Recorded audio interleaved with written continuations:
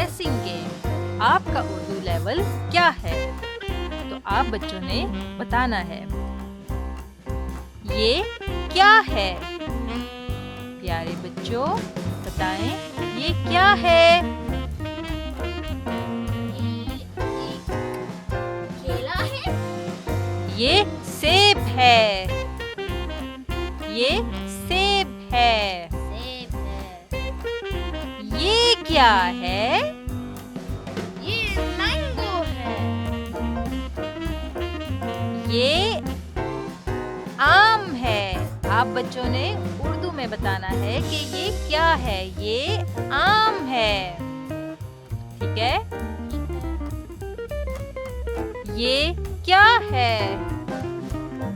یہ مجھے کو نہیں پتا. یہ اسٹرابیری ہے. یہ اسٹرابیری ہے. یہ کیا ہے؟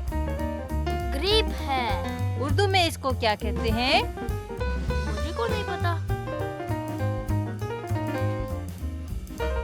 یہ انگور ہیں. یہ انگور ہیں. یہ کیا ہے؟ پیارے بچوں یہ کیا ہے؟ یہ آلو کا.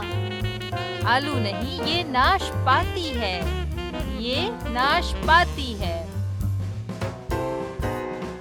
اچھا یہ کیا ہے؟